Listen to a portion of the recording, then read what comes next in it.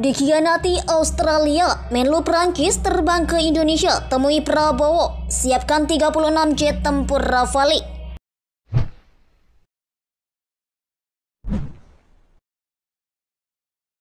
Menlu Prancis Menlu Le Drian temui Menteri Pertahanan Indonesia, Prabowo Subianto, setelah Prancis ditikam oleh Australia.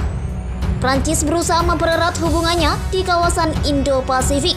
Itu ditandai dengan kedatangan Menlu Prancis ke Indonesia hari Selasa. Langkah itu untuk mengimbangi hilangnya kesepakatan pertahanan strategis dengan Australia pada bulan September lalu.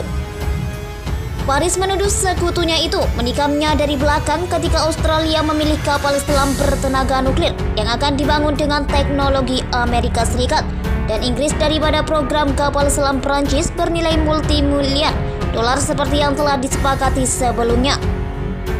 Canberra mendesak maju dengan aliansi trilateral AUKUS, namun tidak termasuk Prancis yang dikatakan sangat penting untuk mengatasi ancaman Cina yang dirasakan di kawasan itu.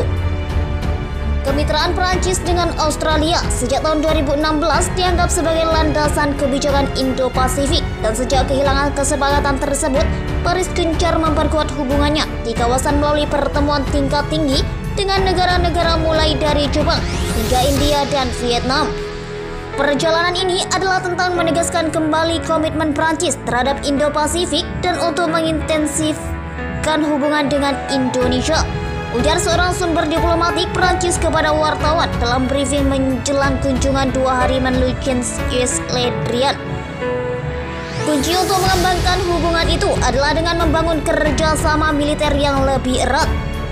Indonesia telah berencana meningkatkan kemampuan pertahanannya yang memungkinkan untuk pembelian kapal selam, pesawat tempur, dan kapal perang di tengah ketegangan yang sedang berlangsung di Cina di Laut Cina Selatan.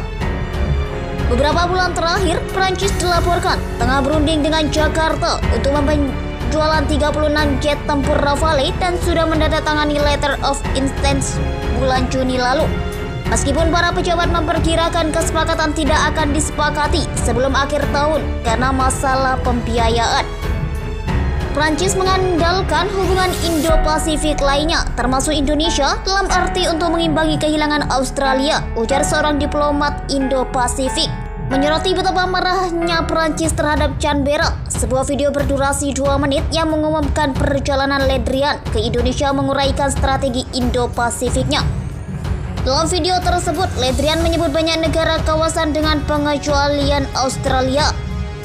Di Indonesia, Menlu Le Drian akan dijamu oleh Presiden Joko Widodo dan bertemu dengan Menlu Retno Marsudi, Menhan Prabowo Subianto, dan Menko Marinvest Luhut Panjaitan. Selama kunjungan ini yang menandai peringatan 10 tahun kemitraan strategis antara Prancis dan Indonesia, Le Drian akan membahas implementasi strategi Indo-Pasifik, Prancis, dan Eropa dalam mendukung ruang terbuka yang bebas berdasarkan penghormatan terhadap hukum internasional dan multilateralisme. Dia akan berbicara tentang prioritas kepresidenan Prancis di UE terkait dengan Indo-Pasifik serta kepresidenan G20 Indonesia pada tahun 2022, serta meninjau kerjasama bilateral kita dengan Indonesia. Le Drian akan mengunjungi markas besar Perhimpunan Bangsa-Bangsa Asia Tenggara (ASEAN) dan akan bertemu dengan Sekretaris Jenderal ASEAN, Dato' Lim Jock Hoi. Setahun setelah Prancis menjadi mitra pembangunan dengan ASEAN, Menlu Le Drian akan menekankan keinginan Prancis untuk bekerja sama erat dengan ASEAN.